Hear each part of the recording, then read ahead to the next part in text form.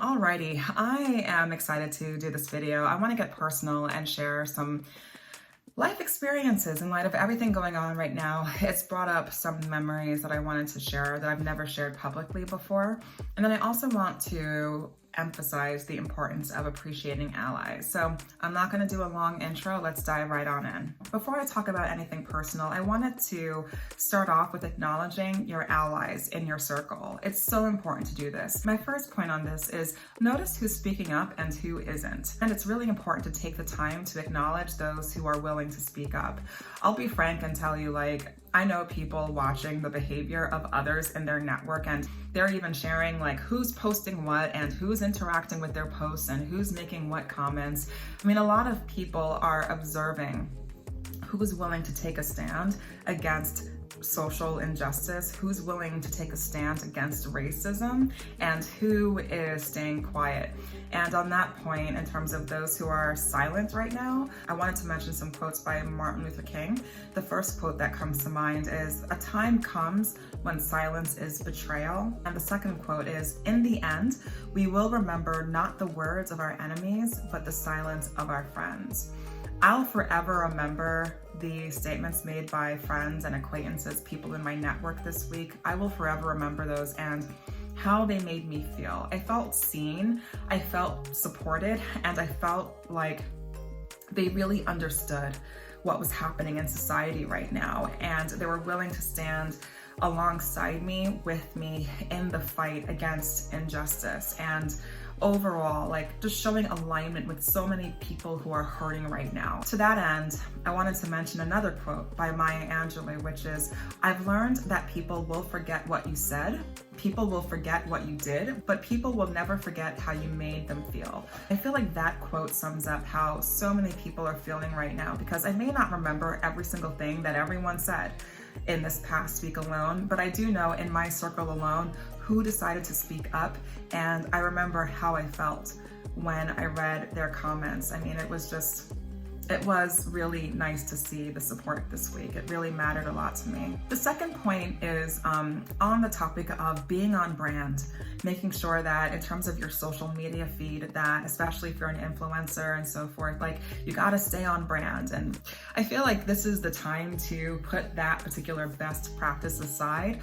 There are so many people, popular influencers and so on, who are speaking out and taking a stand in light of George Floyd's death and all of the other events that have happened recently. I mean, there's a lot, and it's all recently back to back to back. And I really appreciate people sharing their thoughts, showing their heart in essence about how they're reacting to all of the horrifying news, the updates that are taking place in our news feed right now.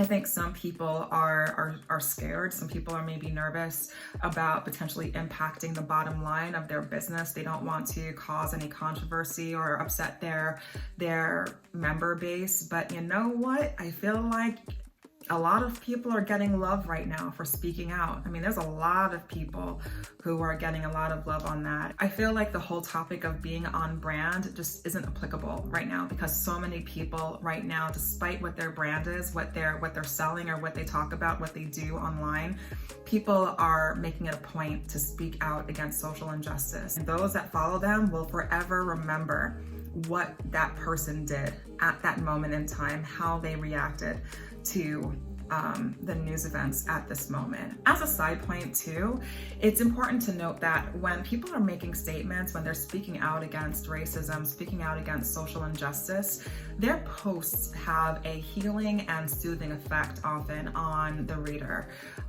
That's something that people may or may not know. I have seen some posts that when I read them, I could feel my heart beat a little bit faster, and I felt emotional reading it because of some very heartfelt commentary that was shared. It really mattered a lot to me and a lot of people that read that content. I really appreciate the support being shared right now online. The third point that I wanted to mention relating to allyship is really focused on those who aren't really allies, and it's those who are technically tone deaf given everything going on right now. For example, people bringing up, what about black on black crime? I feel like people who are mentioning that are trying to broaden the subject and distract from the conversation specifically on racism. There's a lot of information available online. There's books, there's, I don't know, classes. I mean, there's so much information available specifically on black crime that people can delve into if they have questions on that, in terms of all of the organizations and efforts made throughout history to mitigate that. So I recommend doing more research on that to really understand why that sentiment isn't appropriate for the context of the discussion that everyone is having in society right now. I have noticed a lot of people talking about the silence from some being quite noticeable, and it's deafening. The silence is deafening. Some people are trying to gather their thoughts, their feelings around everything going on right now, because it is a complex time in history and there's a lot to digest and to speak on. But my first reaction to that, in terms of taking time to digest thoughts, is that there's a lot of shareable quotes out there. It's not hard to find a quote to share just to reflect how you're feeling at this moment. If you can't find the words, there's content that you can post. There's something that you can say to take a stand, to make a point and let people know that you see them, to let people know that you value their existence, that you recognize their humanity. So I understand, yes, the importance of gathering your thoughts, and I truly understand that point. But I also think that it's such a low-hanging fruit item to share a simple quote. Just say something to let people know that you see them. It really is a simple thing. That said, I recognize that some people want to take a moment to digest, and I can understand that. And to that point, I think about Billie Eilish, where she put up a 4-pic Instagram post that I highly recommend checking out, where she noted that she took some time to think through some complex feelings and then decided just to go for it and share her feelings. And I think 5 million plus people liked her post so far to date. I liked her post, and I'm glad that she shared the feelings that she did. It was a lot, and I appreciated what she shared.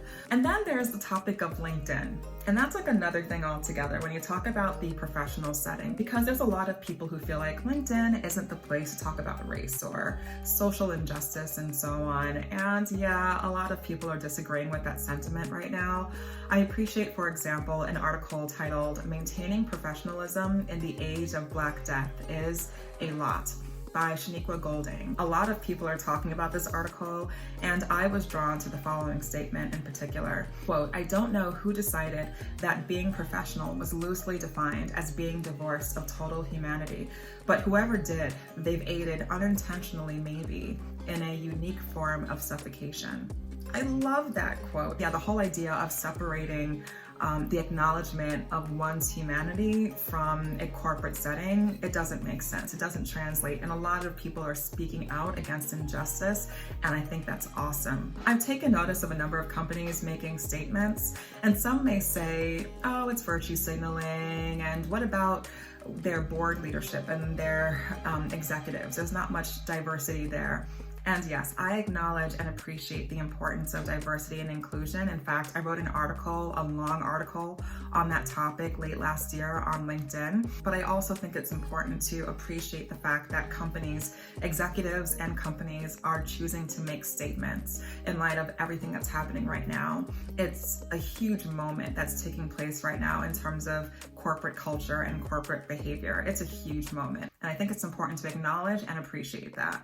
For companies that are choosing to remain silent, I am hearing an increasing number of people saying, well, they're endorsing the current system and are arguably complicit in continuing business as usual. Overall, I'm just really happy that people are taking a stand, companies are taking a stand. I really feel like this is a part of our new corporate normal. Some companies and executives from companies that are making a statement against social injustice, against racism: Goldman Sachs, Ford, General Mills, Sam's Club, Netflix, Hulu, Amazon, Peloton, HBO, Nike, Salesforce, Zoom, just to mention a few, in addition to, of course, the statement that went viral by Franklin Templeton. And also Intel publicly announced its plans to double the number of women and underrepresented groups in leadership. So that's awesome. From like a purely financial dollars and cents perspective, it makes sense to make a statement right now against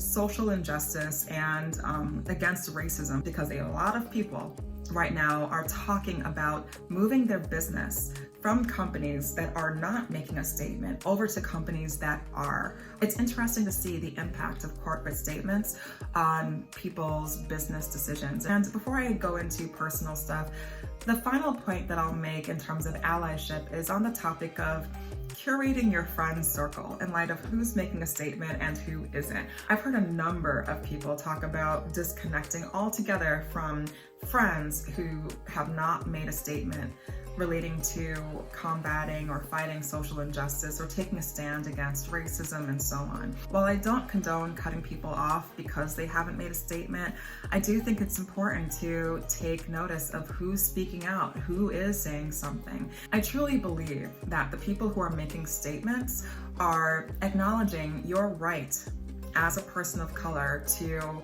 equal treatment. They're acknowledging your humanity, that they see you, that they recognize your value, your right to exist. In my network alone, I have definitely taken notice of who spoke out, for example, in the past week, and who went completely silent.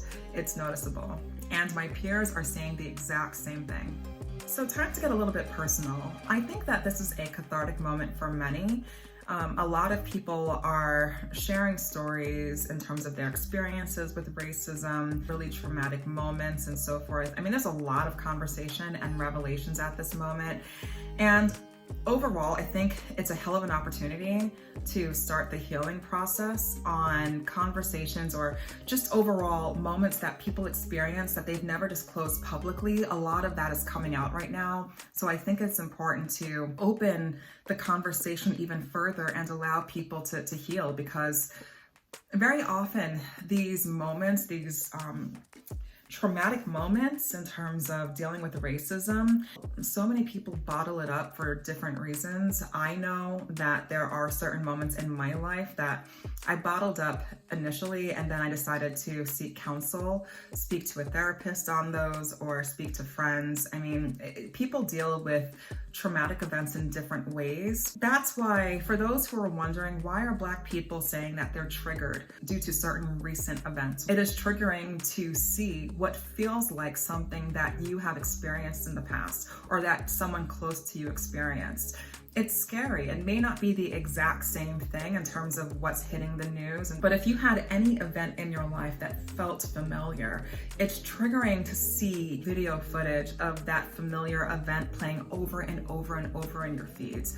So yeah, a lot of people are speaking out and saying, you know what, this is really difficult for me. I can't sleep. I'm having trouble emotionally processing my feelings, and people are speaking out. It's a good opportunity overall to let air get to certain wounds and initiate a collective healing process. So let's dig into that a little bit further. I wanted to share some information about my personal background. So yeah, my parents moved here to the States decades ago from the Caribbean. So I am technically first generation American, to ultimately provide my sister and I with access to additional opportunities in the States.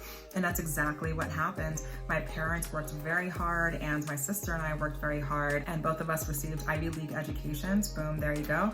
And now I'm a corporate lawyer, JD over there, and my sister is a doctor. In light of all of that, if you live in this country, regardless of your degrees, your country of origin, your financial status, your net worth, you are bound as a Black person living in the United States to either experience or notice some form of racism, especially microaggressions. I have a number of professional and personal stories that people in my close circle know about that were traumatizing for me. So there are some minor instances that I'm comfortable sharing without disclosing names. There is a video, for example, back in 2010 that I made that After some time, I made it private because I thought, well, in terms of my YouTube brand, I wonder if this makes me look snooty or like an angry Black female.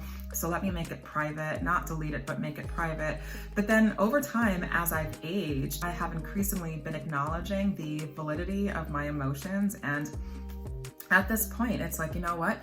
My emotions are valid, and they were valid when I made that video. So now it's public, and I've posted the link below so you can see it there, where I'm reacting to a particular moment that happened, I don't know, maybe within the past week of making that video. I was at a lawyer event in 2010. I was speaking in a group of all white female attorneys, and there was a particular white female partner that interrupted me in the middle of speaking and said, "You know what? I just have to say, you are so articulate." Yeah, that was a really bizarre moment, and it was very obvious that others in the group were like visibly shocked by her stating that. The underlying point that of course she didn't say but was implied is that I was articulate considering the fact that I'm Black. I have had some pretty severe experiences in terms of events, moments involving racism that I don't believe it's appropriate for me to share publicly. But there are a number of people in my life that know about them, specifically professional events and also personal, that I will remember forever. I will remember those moments forever. But I will say, in terms of processing feelings around intense racial trauma, it is not easy. It is difficult very often to unpack. There are a number of questions in terms of, okay, well, was that related to race, or was that related to race, and was that a microaggression or something else? These moments and events are so complex for people of color, and so I will say, if you are struggling with any trauma relating to racism, I recommend talking to a licensed therapist, because you really need to unpack racial trauma. It's really important to overall work on healing that trauma, acknowledging the open wounds that may still exist, and actively taking steps to heal and work through how you're feeling. Again, your emotions are valid. Don't let anyone convince you that your feelings aren't valid. It's really important to work through complicated emotions involving any events relating to racism against you. That said, throughout my life, I have always recognized my ability to shape my own destiny and make my own journey. In moments where I faced truly difficult moments involving racism, I decided to dig my heels in deeper and tackle my goals, my personal and professional goals, full steam ahead. And overall, all of those moments experienced to date have made me a stronger fighter. A quote that resonates on that particular point is by Michelle Obama. When someone is cruel or acts like a bully, you don't stoop to their level. No, our motto is, when they go low, we go high. And then also there's the powerful poem Invictus by William Ernest Henley that was recited by Nelson Mandela. It goes like this. Out of the night that covers me, black as the pit from pole to pole, I thank whatever gods may be for my unconquerable soul. In the fell clutch of circumstance, I have not winced nor cried aloud. Under the bludgeonings of chance, my head is bloody but unbowed. Beyond this place of wrath and tears looms but the horror of the shade, and yet the menace of the years finds and shall find me unafraid. It matters not how straight the gate, how charged with punishments the scroll. I am the master of my fate. I am the captain of my soul. So to sum up, please be mindful about your allies and acknowledge them for their support, for speaking out against social injustice, speaking out against racism. Acknowledge your friends, your acquaintances, folks that you follow online, and companies showing their support as well. Also, if you're an ally, it's really important to be mindful about instances where you can speak out against racism, against injustice, and speaking up when someone says or does something that you know is wrong. Every voice ultimately matters, and we can all do our part to make a difference every day. Side note, I did include some resource links below on ways to fight social injustice and also how to be a better ally. Also, from a personal life perspective, I choose every day to remain unconquered, despite the actions taken by others to push me down or marginalize my existence. And if you're a person of color watching this video, I recommend you do the same. So yeah, if you like this video, agreed with the points in this video, please share with your friends and family. Give it a thumbs up. I will of course see you soon in the next video. Thank you so much for watching.